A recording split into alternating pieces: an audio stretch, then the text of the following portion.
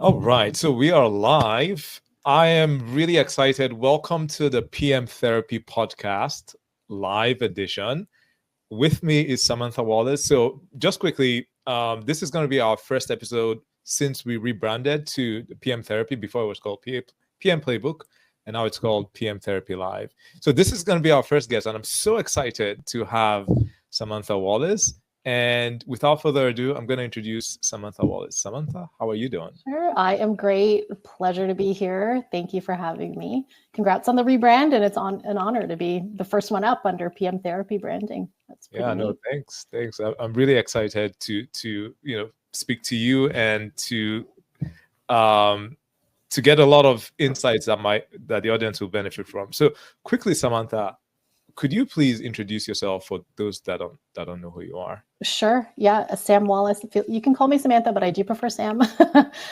Sam Wallace. I currently am working at AstraZeneca as the Director of Change Management and Transformation. What that means in plain language is essentially taking care of the people as a result of strategic decisions that the organization makes. So in terms of transformation management, it really is translating strategic projects into actual things that impact the people, and we support what that looks like so that it supports adoption of those changes and realizes benefits and all that good business language type stuff. Yeah, nice. I have been in the transformation space for many years in various different capacities. Mukhtar, you know, because we shared a common role at a previous workplace, but I spent a lot of time, I would say about 10 years total in various industries, various verticals in the project management space. So I'm a PMP certified PM who within the last 6 years pivoted to pure play change management, and holistically from a 30,000 foot view, when you take a step back and look at my skill set and what I've been doing this entire time in my 20-year career so far, it really is transformation management holistically. Yeah. On the personal side, I've got 2 kids. I've got a 10-year-old girl and a 3-year-old boy who keeps me absolutely exhausted.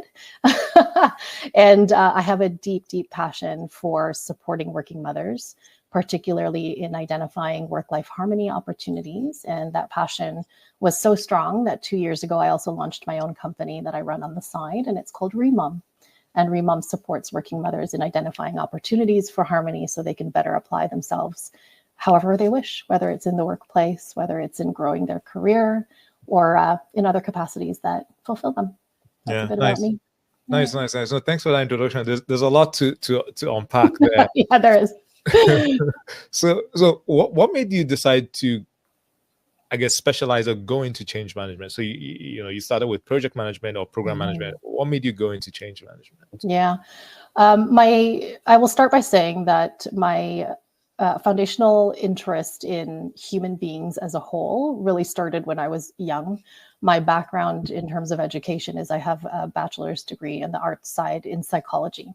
And I don't think, Mukhtar, that's ever left me. That focus on understanding humans, how they make the decisions that they do, why they make the decisions that they do, what motivates them, what drives them, why they behave a certain way. That's always been a common theme in terms of where my strengths lied as a project manager.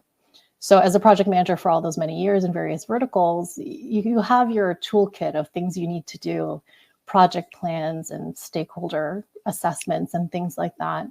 But what I always found I was attracted to and did the best was the cross-functional leadership, influencing without authority, aligning to a vision, very people-focused, behavioral type focused. The art, I would say, behind the science is where I always tended to gravitate. I'll be honest, I didn't know change management was a thing for a very long time. It's still a growing practice. And you see that in organizations who are now starting to look for change management practitioners. ProSci is a really big thing now, whereas I would say 15 years ago, it was relatively unheard of. And so had I known what change management was at the beginning of my career, I think I would have started that way, to be quite honest, just because of my natural tendency to go to the human side of things. But as my career progressed and as I got a better understanding of where my strengths lied and where I made the biggest impact and how I did it, I think it was a natural pivot for me to move into change management. Yeah, makes sense. Hey there, just quickly, are you looking for a PM role? Have you been struggling in this insane, crazy job market? Well, If this sounds like you, we might be able to help you. We've helped lots of people land 100 to 300K PM roles. All you have to do is just click on the link below, answer some questions. And if we see that there's an initial fit, you will be invited to a free 30-minute call where we can further assess your job search goals and challenges. And if we see that we'll be able to help you, we would explain to you how we can do that and what the next steps will be. All right, then, back to the show.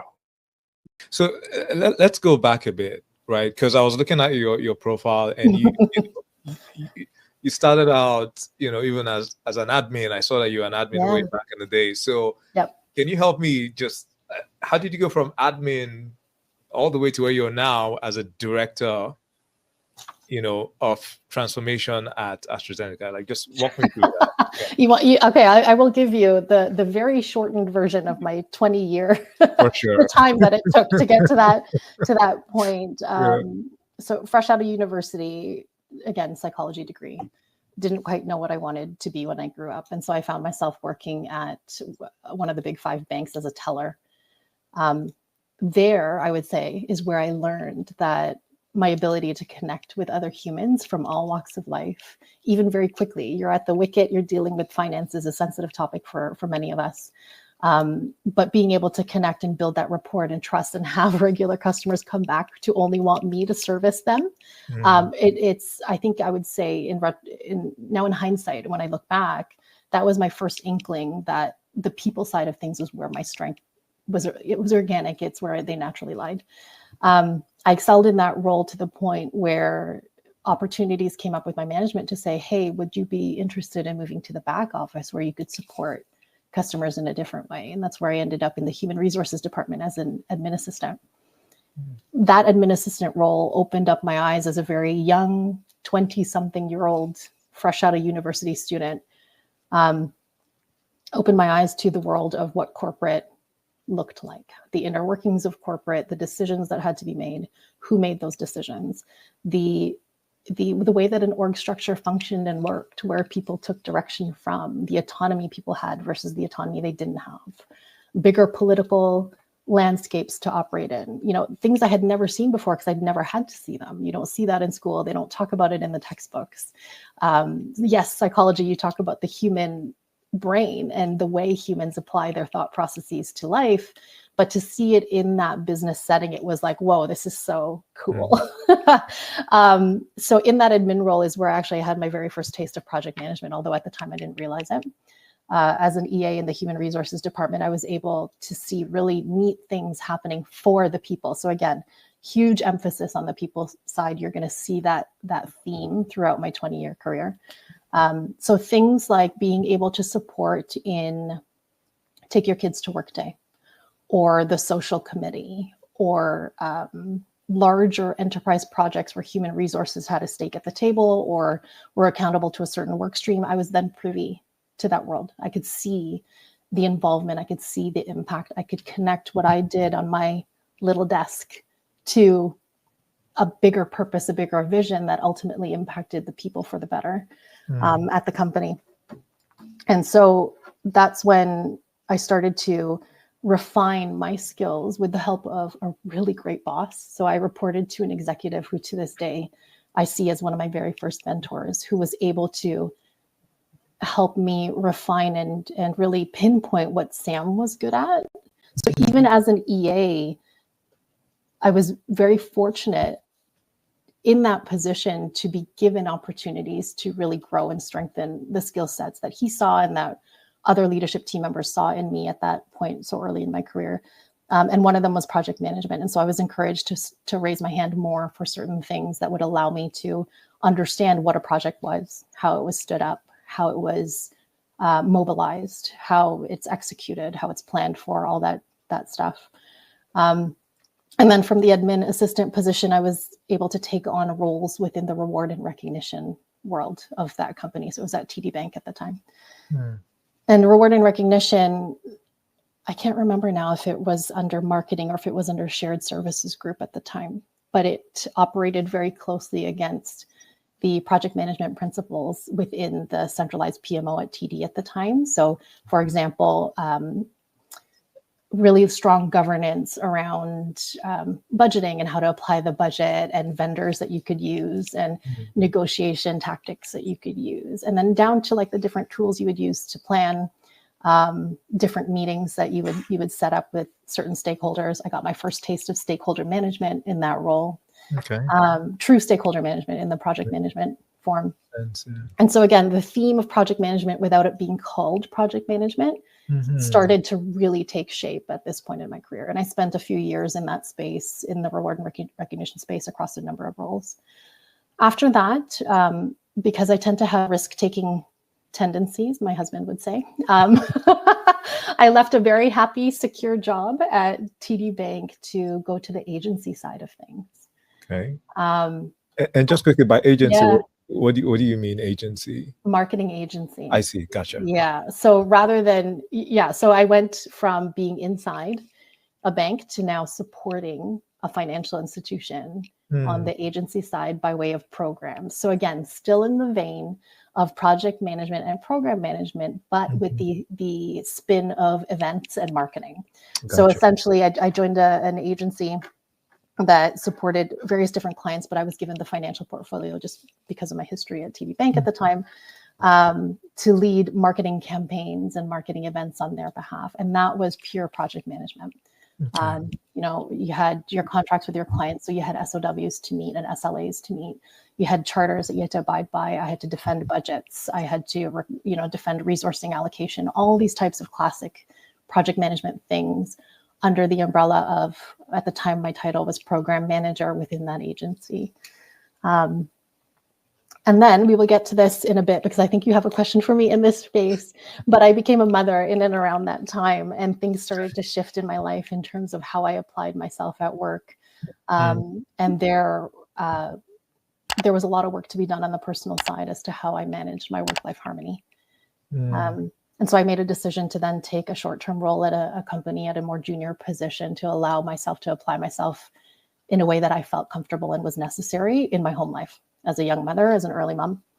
So I spent some time there, and then I was laid off. And then I found myself in project management with you at a SaaS-based tech company. And that was my first time in the tech space. But again, the principles and the transferable skills gained along the way, always rooted in project management, meant that I could apply myself just in a different vertical with different stakeholders and different outputs, but the work was essentially the same. And so again, I spent time refining my skills, really getting closer and closer to that big old question. When we're mentoring someone or we're coaching somebody, there's always that question of, what do you like? What are you good at? What do people say you're good at? So I would say that I spent the time at Point Click Care really refining that piece. And that's where I made the pivot into change management. I see. Yeah.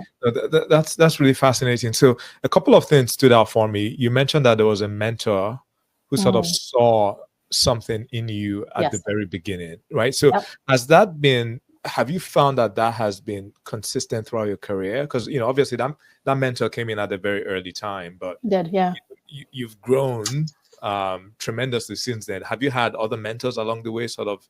Absolutely. I would say that I am the product of a team of people who've decided to invest in me. Okay. So over the years, I've had multiple mentors. Some I've had to find myself because I felt I needed one, or I wanted to strengthen myself in a certain area. And so I would raise my hand and I would reach out to people that I felt were really strong in those places, and ask for a mentor. Other times mentors were assigned to me and given to me because of other leaders that could see potential in me that I could continue to grow and develop in. And so, yes, I am very much so a product of the incredible people that have supported me in my career and continue to. I have active mentors to this day. Yeah. I don't think I will ever not have one, to be honest. Yeah. And would you say that that's a critical part of your success, like just having that consistent mentorship throughout? I think it keeps me grounded in what my strength is, right? And it keeps me realistic in what I'm ready for in terms of the next step. I do intend to keep growing in my career. I realized I didn't even finish my career path, so let me wrap that up really quickly before we get down this rabbit hole. So after Point Click Care is when I decided I had my second child in that time frame as well. And during that time, I had a really burning desire, again, I mentioned it earlier, to support working mothers who were going through very similar phases of life that I was, very career oriented, lots of goals to still achieve, but of course with a number of new accountabilities, now multiple children on the home front. And so I launched my company reMom. I left Point Click Care, took a part-time consulting job so that I could focus on launching my company reMom before I went back to corporate about a year later, landing me at AstraZeneca, which is where I am now. Yeah, amazing, amazing. There's so much there. So, picking on the motherhood, when you became a first mom, you mentioned that you had to take a junior position. I did. I took a step down. Yeah. Could at a different company. Could you shed more light there? Yeah, I hit clinical burnout, like clinical definition of burnout, medical. So it manifested for me in a very physical response. So without going into too much detail, but anxiety markers, for example, started to show up for me, and it hindered my ability to apply myself in a way that felt good, both at home and at work. And so I made the difficult decision, again, with the help of the team around me. I talk a lot about me being the product of a team. That team includes therapy. I mean, I am such a huge advocate for mental health and mental health care and general wellness and the criticality of it. But yes, with the help of my team around me, mentors, therapists, friends, and family, made that tough decision to let go of a job that I really loved and really felt proud of for the sake of my health. Yeah. Yeah. That must have been really tough. Did you see it coming? Which part? You mentioned that you got to clinical burnout. Did you see, was there like a natural buildup, or did you just sort of find yourself in this state? I think it's always, from what I understand about the human body and what I believe to be true based on my experience, there's always going to be whispers before the yelling starts in your body, right? So the markers of stress, I wasn't paying attention to them. I was ignoring them. I didn't have a healthcare routine that kept me healthy and resilient to stress. And so I would say definitely it was a slow build, absolutely a slow build. But it was not just work that did it to me. It was also the way that I was choosing to apply myself as a mother. I mean, I had really, really high ideals that were unrealistic, that I didn't know were unrealistic, about the kind of mother that I wanted to be and the kind of mother I felt I had to be. So really unrealistic stories I would tell myself. And because they were of such a high standard, both at the home front and at the work front, there's only so much of me to go around. There's so much energy I have. There's only so much time. And so when you're trying to meet those ideals of perfectionism,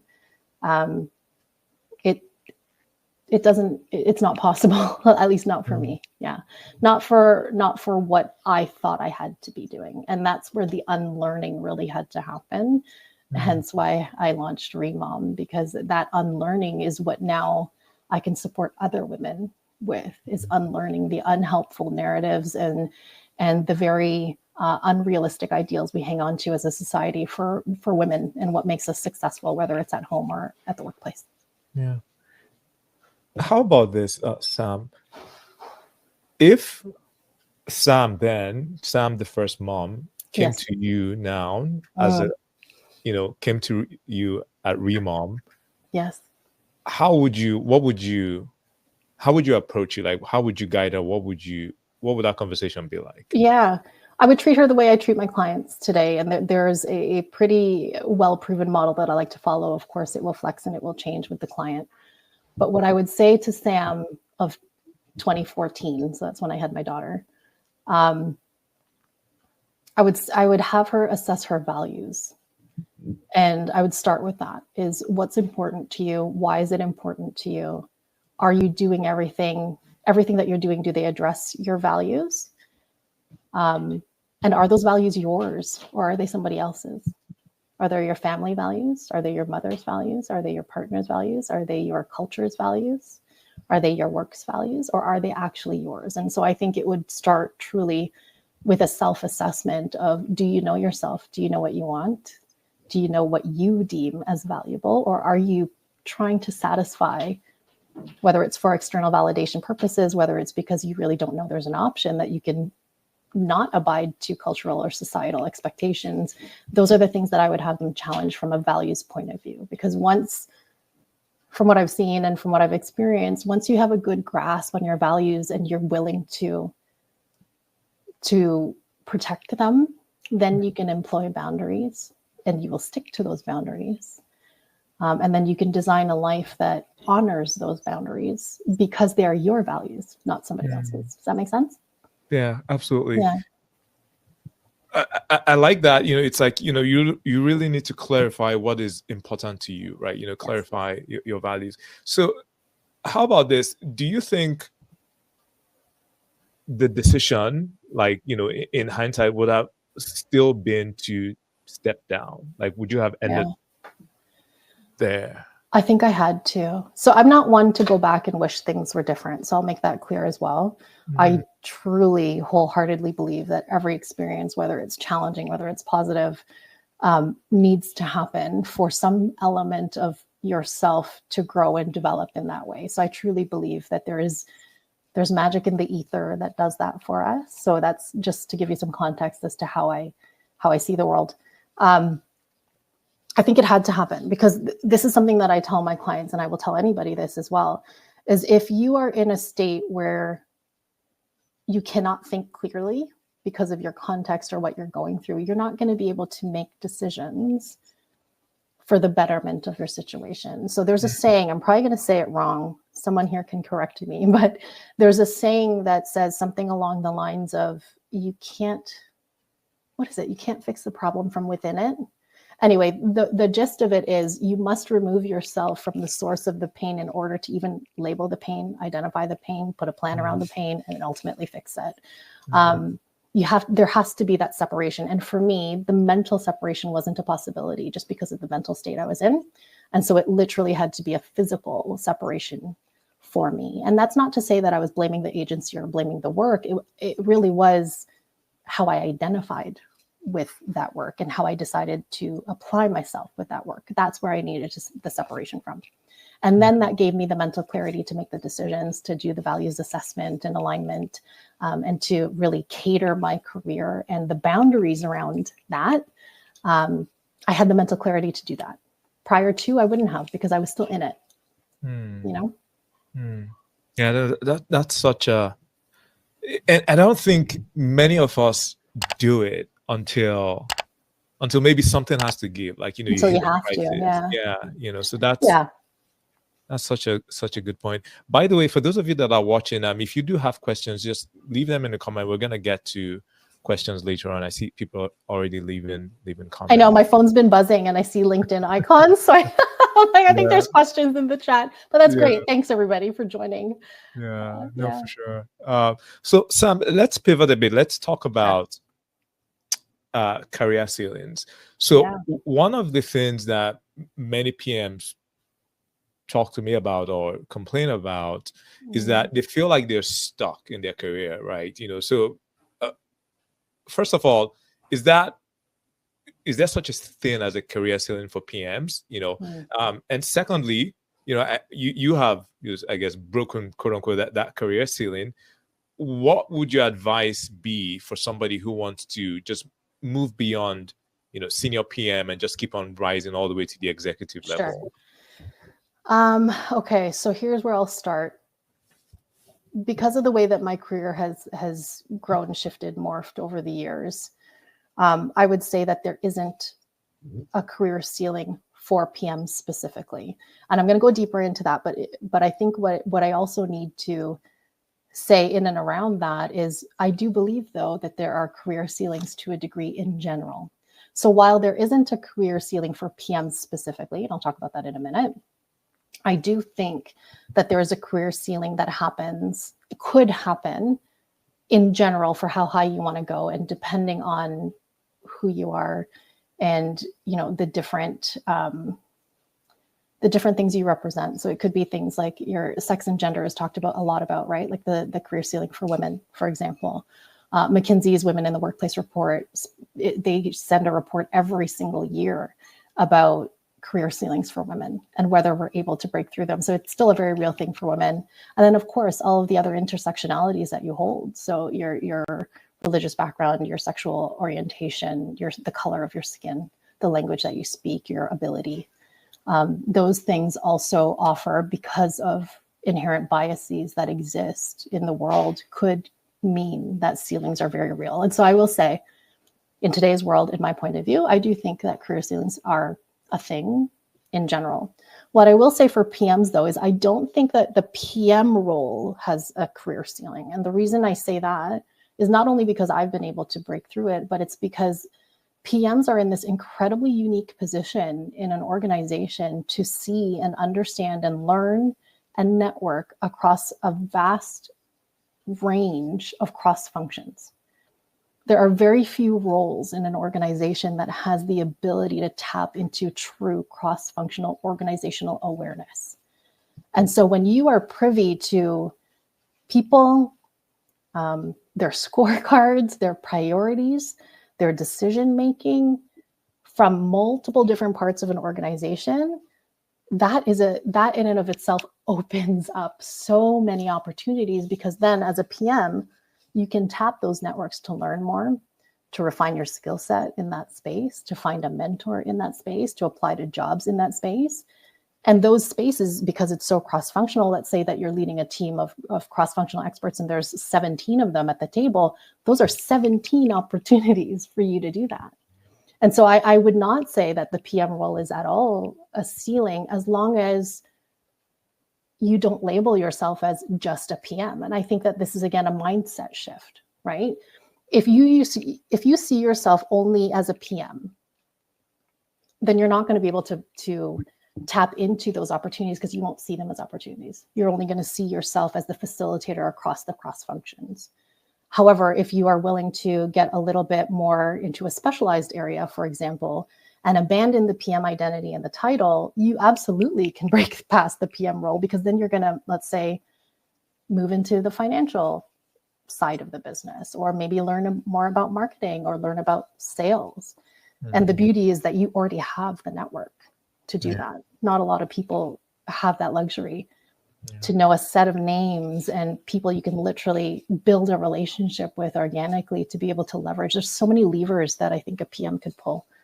And then on top of that, what I will also say is the massively transferable skill set that a PM brings to a table. That ability to influence without authority, tremendous opportunity there. Do not take that for granted as a PM. Influence is, it's the undercurrent to the decisions that are made in an organization, right? So I think that is massive in and of itself. But then also communication skills, the ability to communicate to a wide array of stakeholders with different interests, from different backgrounds, even globally from different countries. That is a huge skill set to leverage as well. Yet another lever that you could pull as a PM. And then again, just general organization and knowing how to hold people accountable, knowing how to provide a status update, knowing how to defend a budget, knowing how to present to C-suite executives and have that sort of executive presence. None of these things should be taken for granted. Yeah. And these are all very important skills when you want to climb up, right? Absolutely.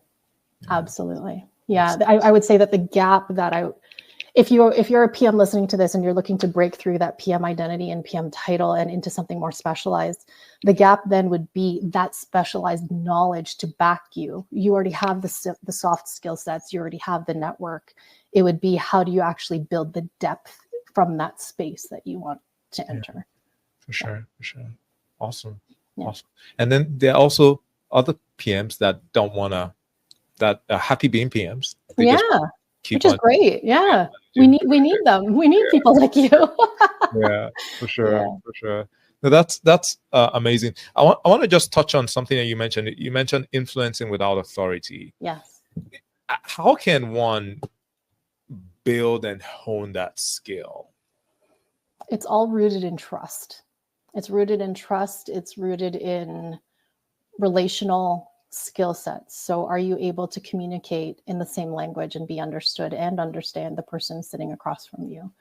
Are you able to aligned to a vision. Likability goes a long way. You know, sometimes there's a big emphasis on the hard skills in an organization. Can you do this? Can you do that? Do you have this certification? Do you have this experience? But the soft skills, I would say, are the enablers to the hard skills to really help you be seen and understood and respected in the way that you need to be in order to effectively influence. I would say confidence is a really big one too. You have to be confident enough to make the choices that sometimes may be risky, or have the conversations with very senior leaders. And for that influence to happen, they have to feel that you know what you're doing and you know what you're talking about in order for them to come along for the ride with you, right? So if I showed up to a senior stakeholder's office, many of us don't have offices anymore. We have open desk settings, but let's say I had a meeting with a senior stakeholder and I myself was showing signs of being unsure about what I'm asking you to do. Influence is never going to happen. It's never going to happen. If anything, you're going to instill doubt in their minds, which is the total opposite of what you want to achieve. And so I would say really getting comfortable with your craft. And even if you're not comfortable with the craft, get comfortable with the risk around not knowing your craft. To be able to influence is just as important. Yeah, nice. And one thing, Sam, I think one thing that I really admired about you when we work together is I think you really come across as you're very likable. Thank you. And you know, I think you have a way with people, right? Yeah. So is this something that is innate, or is this something that you had to develop and hone over time? That's a great question. When I was very small, when I was young, I was a very shy person. So you may not know that today if you talk to me or if you meet me for the first time. But I was very shy. So I wouldn't say that it was innate for me to be a people person. However, what was innate was the emotional intelligence part. So I had always been very observant to how people respond to tone, to facial expression, to bodily expression.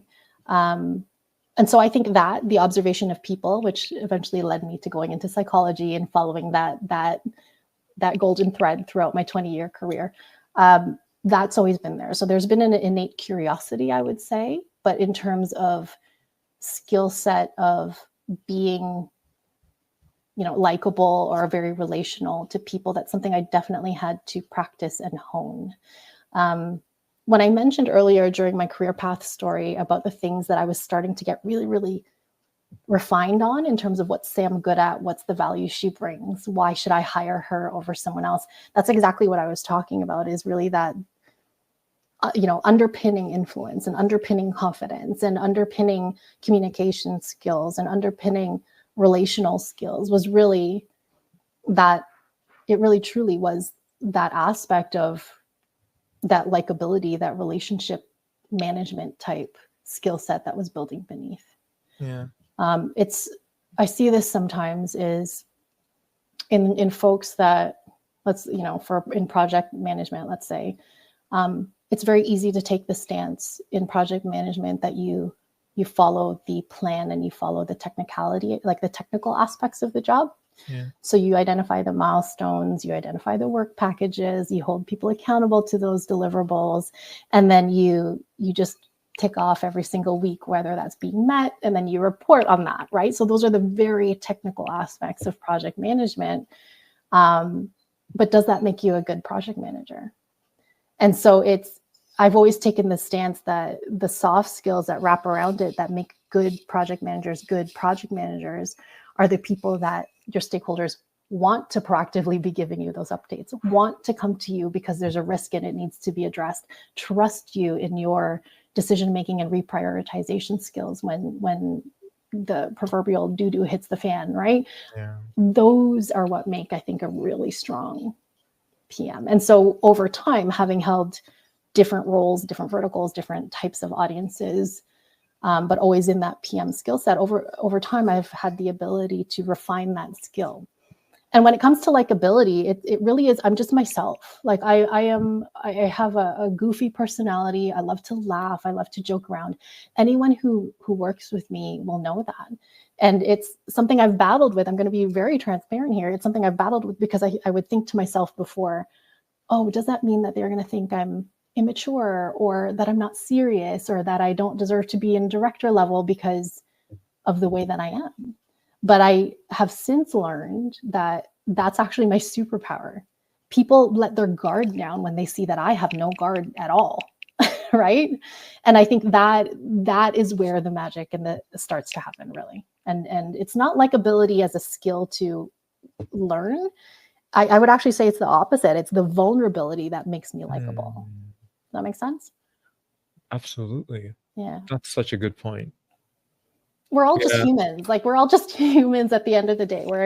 We're animals with very developed prefrontal cortexes on a rock that's spinning in space. Like we're all just trying to figure it out, right? And at the end of the day, I think that's a friendly reminder to anyone listening here that it's okay to be vulnerable. In fact, people crave it. I think humans crave that very human connection to people. Yeah.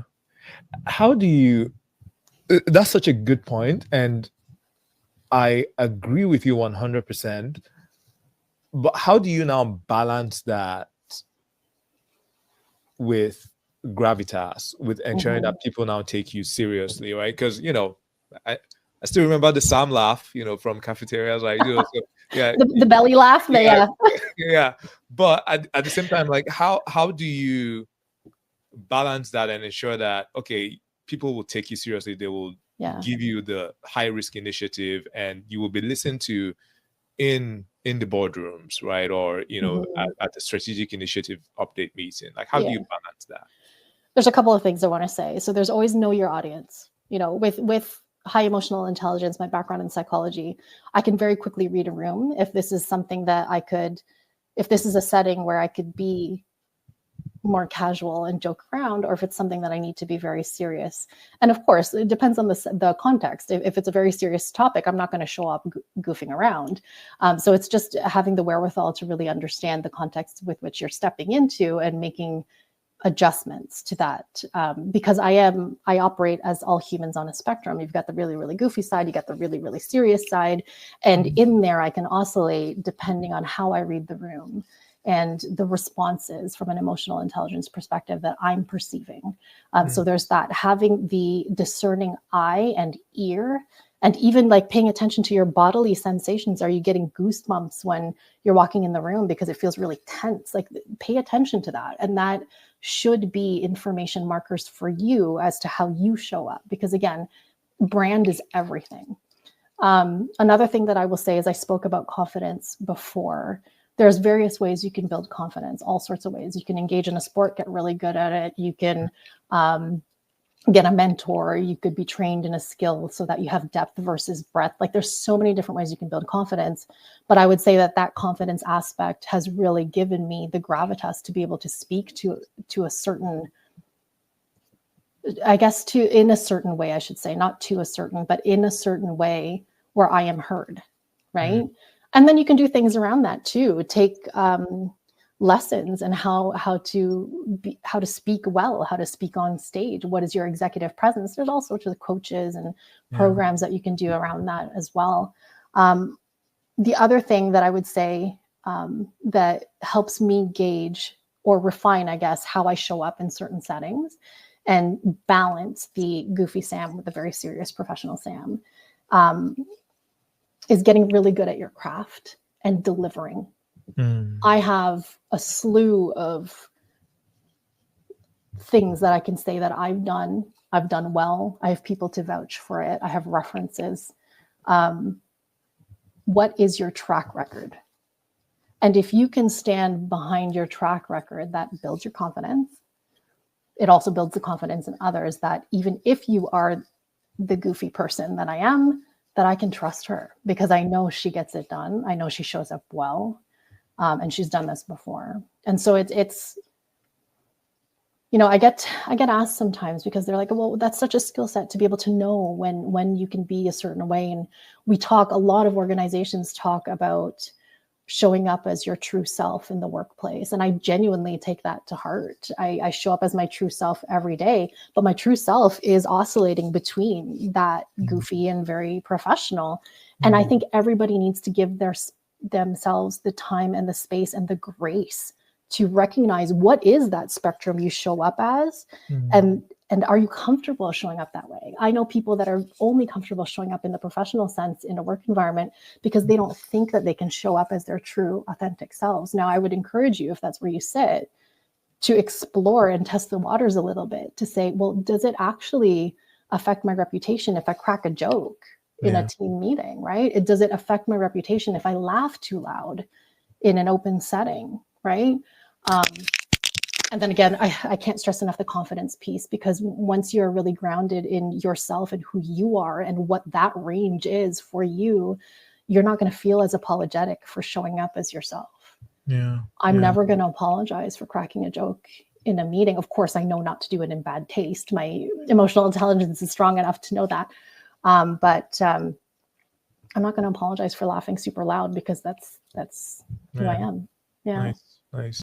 And I think that also speaks to the confidence, right? You know, when you're confident, you're very comfortable where you are and who you are, right? And who I am, right?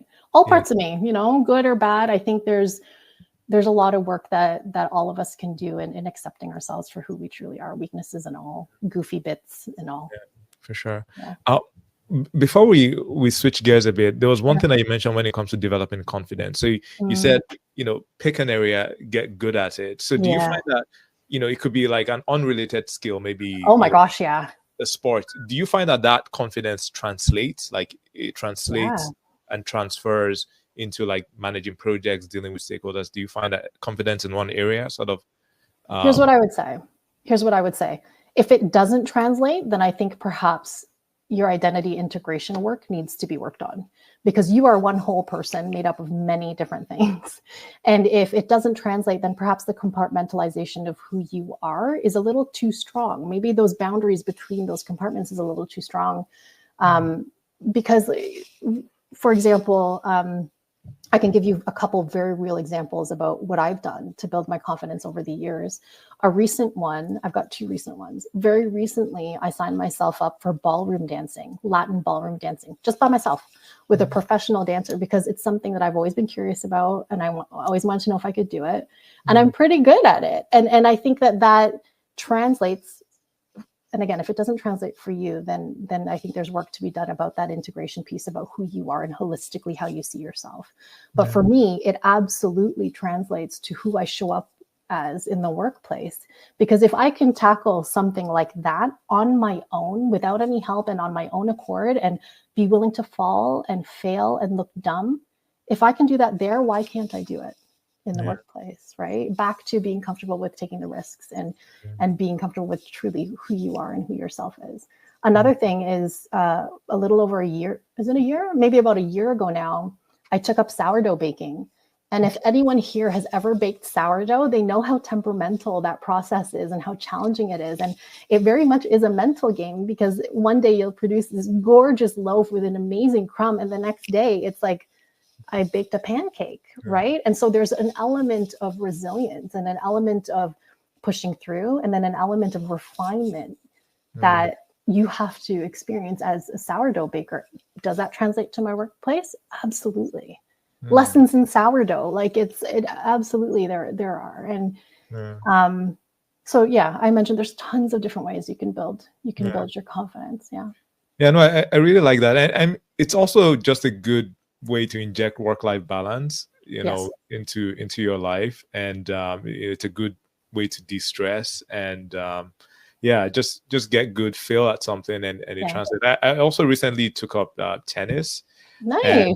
And, because one time my brother, I went to play tennis with I don't remember who it was, either my brother-in-law or a friend, but I was just very bad at just it's so hard to run laterally. I didn't realize how your cardio will be tested. So, you know, I took up and it's been amazing, like even because I coach as well, and just even seeing how the tennis coach is actually coaching students, like there's so many parallels. Like, you take people that are, nervous, scared, they don't know anything, and then you sort of take them gradually, and the mental aspect, like, so it's been fantastic. So yeah, I really like that. I recommend that you just try new things and get good at it. I'm happy to hear that. Yeah. It's the mental resilience and the mental game at the end of the day. You could apply yourself in any regard. And there's that theory that if you spend 10,000 hours on something, you're going to master it at some point. But do you have the mental resilience to be able to do so, to reach mastery?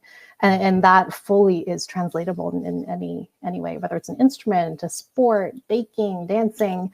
That should, if it doesn't translate for you, I would encourage you to shift your mindset so that you can see that failing, trying again, persisting, those themes. If you can do it there, try it in the workplace, because I can guarantee that it will support that development in the workplace. Absolutely. For sure. By the way, just a reminder, I love that people are leaving comments. If you have any questions, just type it and we'll get to it. So Sam, one question, and then we're going to go to the lightning round. So is there a unique challenge that you think working PM moms face that other PMs don't face? Okay. This is going to be a bit of a deep response. Women and mothers, by and large, irrespective of your culture, your societal background, or where you're from, often come from a place of service in terms of how they are expected to behave, whether it's at home, whether it's in society, whether it's in the careers that we choose. So great example, I talked about being an administrative assistant in my career. When I was an administrative assistant, I had never met a male administrative assistant or receptionist before. In my 20-year career, I've only met one other one who was, I would say one who was an administrative assistant. Human resources tends to be very heavy on the female side of things. Nursing tends to be heavy with a female demographic or female identifying demographic. And so I would say that foundationally, if we took the understanding that I'm coming from a Western mindset, so I do want to say that. So if there's anyone in the audience who does not come from the Westernized world and sees it differently, I respect that view as well. I can only speak from my point of view. So coming from a Western culture and being raised in this Western culture and seeing women relegated to these duties of service or spaces of service, that translates into motherhood as well. Now, PM mothers, because project managers are often at the mercy of their stakeholders, of their work streams, they must hit deadlines and milestones and the pressure is on. That mindset of coming from a place of service will extend. And this is not just for PMs, it's for anyone who's a working mother, I would say. If you self-identify with being in a place of service in the home, you likely identify with being coming from a place of service in the workplace. And what that means is we sometimes stretch ourselves thin at the expense of ourselves because we think we must serve others in a specific way or to a specific level of acceptance that is not our level of acceptance, but rather an external level of acceptance. So it's very much external validation focused as a result of being relegated to places of service. So when it comes to PM specifically, I think that it could put us in a situation as mothers where you are stretching yourselves thin, not only on the home front, but also in the work front because of that underlying belief system that you may adhere to, that you are coming from a place of service to others and not to yourself. Now, you can translate that to other roles for working mothers as well. But to answer your question in the PM space, it's as a PM, you are in the middle of it all. You are the facilitator. You are the guide for many different cross-functional resources and work streams. And so oftentimes people look to you for what to do. And if you identify with coming from a place of service, then that pressure, I guess, may make you feel like you must service them in that way. And that's a recipe for burnout. And the reason I say all of that is because I was there. I've done it. I was in a PM role, became a mom, and I hit burnout. So speaking from experience, but also observation, I would say. Okay. So thanks for sharing that. In that case, I guess, what would your advice be to be aware of that, so you don't stretch yourself more than necessary? Like, how can somebody sort of get ahead of that? Yeah, it goes back to our conversation earlier about what I would tell 2014 Sam, and it is like anchored in values, getting really clear on what's important to you, building boundaries around them, holding yourself accountable to those boundaries, actually exercising them. It really is a matter of managing where you spend your time and energy, and how you decide to divvy up that time and energy, and what you pay attention to is really rooted in your values, right? So it's not an easy answer, and it takes work. So it's not something that I would say most people can do overnight, but to even be cognizant of whether or not you are self-identifying with a story that you come from a place of service, that is a start in and of itself. Yeah. I've made you think. Yeah, no, there's a lot to process there. I guess. Yeah, it's a whole other podcast episode. Yeah. All right, fair enough. What would your advice be to someone who has working PMs who are mothers on their team, and they're not necessarily a parent or a mom? Like, I guess my question is, if you're not, you're not a mom and you're not in that space. Yeah, exactly. What would your advice be to somebody who's a colleague or a boss? Sure. Everything that I just said about identifying from a place of service and being cognizant that that may be an internalized bias that some of your working moms might have is a start, because then you can help establish those boundaries for them, and you can help identify that for them, and coach them, so to speak, to protect their boundaries if they haven't even thought of them, right? What I would also say is understanding that there is a very real mental load that mothers carry that non-mothers don't carry.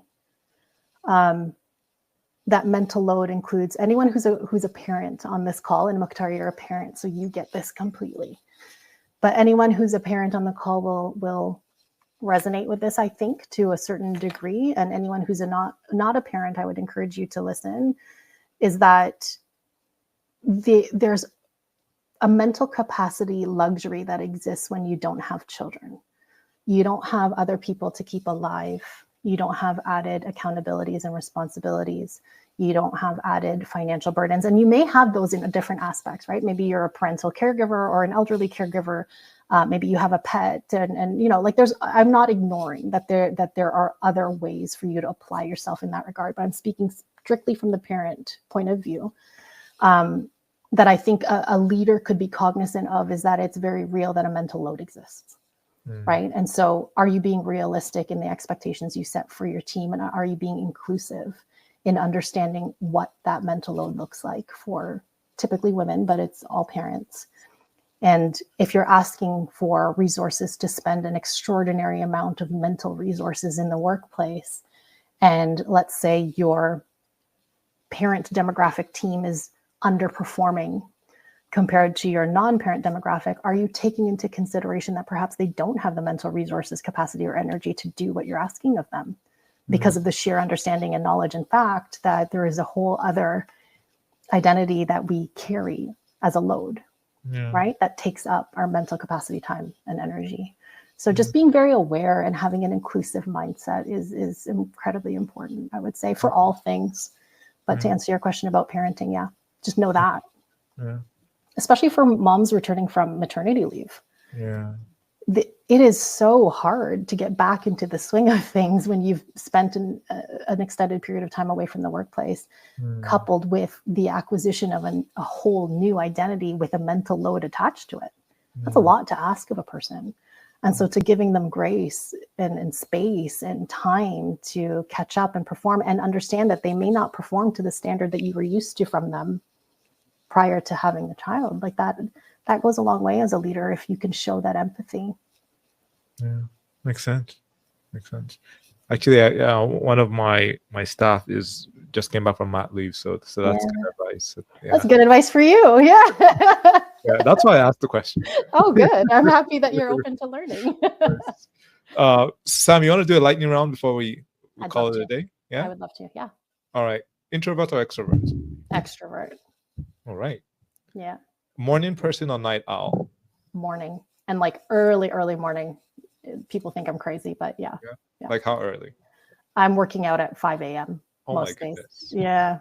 I start my day with a workout and a meditation, and Wow. You go to the gym, or you? No, work out at home. Okay. Yeah. Oh, that's really early. Most embarrassing moment in a meeting? Okay, so the first thing that comes to my mind is it wasn't embarrassing for me. It was embarrassing for someone else in the meeting. They thought I was an assistant when I was the director in the room. And so they were asking me to take notes and to scribe. And there was like an assumption where it was like, are you going to scribe this? And I'm like, I'm sorry, I'm not understanding the question. So I would say that that was more embarrassing for them than for me. Oh my God. I feel biases and like that's a whole other can of worms and a whole other episode. But it's something that I'm faced with quite regularly. Absolutely. Yeah. I was gonna ask what's your superpower, but you've if I can sum it up, I would say connecting with people 100%. Like all the things I talked about in the last hour combined, like influence without authority and relational skills. Like I would say it really is rooted in just the ability to connect with people very quickly. And again, I think it speaks to vulnerability. I don't see why we can't connect. We're all humans. So I would say that. Sure. All right. Before we wrap up, just want to read some of the comments here. Sure. Should I take a look? I'll let you lead. I can read them. So Beth is saying how lovely that you had support and flexibility to get that done. So I think this was when you were speaking about when you had the mentorship, your early mentor. I think that's where that came. Yeah. So it's really a comment, not a question. Yeah, and I am grateful. I absolutely am. But that I would also say find those opportunities for yourself too, right? Like it's not something that you can't advocate for yourself as well. Like find a mentor and a sponsor that will do that for you. That's definitely something within your control. Yeah.